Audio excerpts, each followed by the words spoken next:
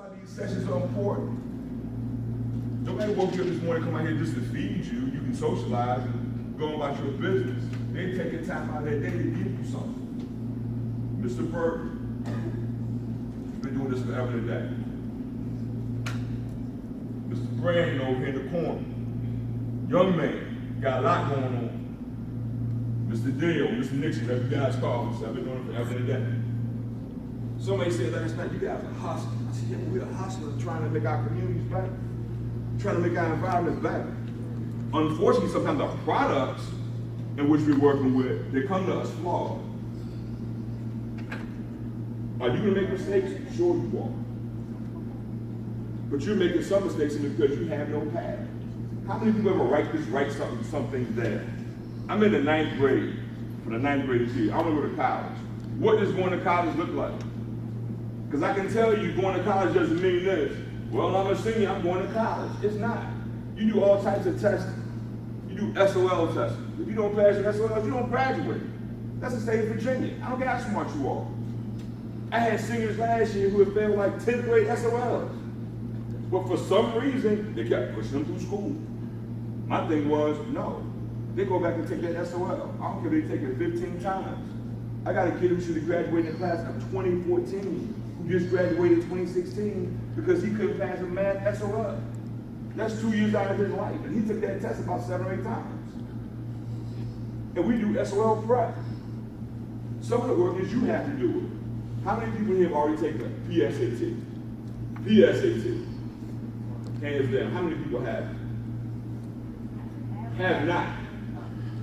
Hands down. Everybody in this room, if the PSAT comes up, you should be taking it. It's a practice test. So you get used to what's going on.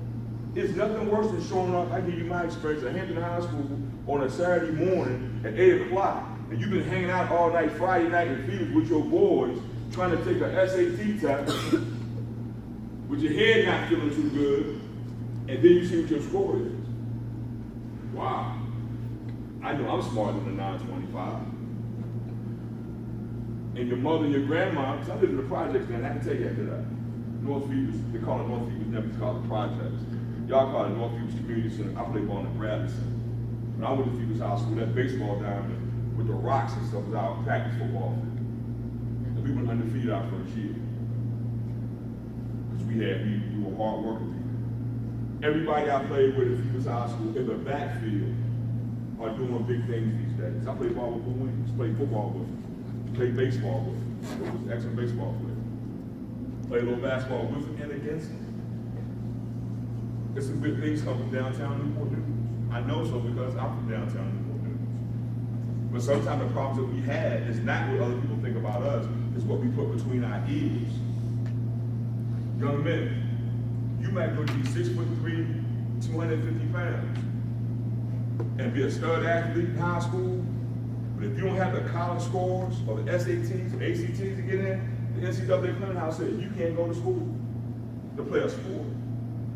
That's why I say for every kid that you see in the NFL, NBA, whatever the situation may be, you got 100 better than them that didn't make it. I see cats walking downtown Phoenix, and I went to school with that were high school All-Americans in track. And I can go down to that church right across by the BP service station and see them on any given day. And people think they're bums, and they're not. I can go Midtown Newport News, Courthouse Green. It's a little medical facility across the street around here someplace, about old 7-Eleven. I can go up there on any given day and see a guy play ball with side by side for 6 years, junior high school and high school. That's a veteran that's doing nothing.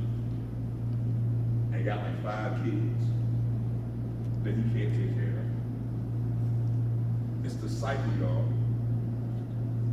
And y'all is really not a word, but it means you all. It's the cycle. We've been talking about breaking the cycle since I was a kid.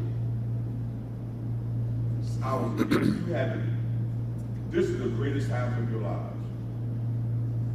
It really is. I have a son that's in the 10th grade, he goes to W.O.R.D High School in Fairfax, Virginia. And he stresses every day that, oh, it's the 7th best school in the state of Virginia. It's in the top 25 in the state. But Ryan, life is about competition. Nobody's going to give you anything. If you don't get into high school, you correct me if I'm wrong, when you get to college, nobody's going to wake you up in the morning and say, hey, it's time to go to class. Nobody's going to say you got to do your homework. I have failed more students because they didn't do the work than I passed them because they tried. Because if you're trying, you put forth the effort. And I deal with grown people. That's the crazy part. I'm teaching adults now that are coming back to college. I get the same thing. Well, you know, we got my homework done, but you know, I had a whole bunch of dishes to wash, X, Y, and Z. But you came back to college. And I understand that you're divorced now. And I understand that, you know, your girlfriend has your child and y'all bickering and all that kind of stuff. But you made a choice to come back to school to make your life better. Because for some of us, and I try to be frank with young people too. Some of us came into the world, we didn't come with a mom and a dad, you know, that we had parents. My grandmother raised me, two of them. Two of them. And I got talking to my grandmother one time, she pulled me to the side and said, look, I'm your grandmother. I'm not your mama. I didn't adopt you. I took you because I wanted to make sure that you were in a good situation so you can have a better life than I had. And she had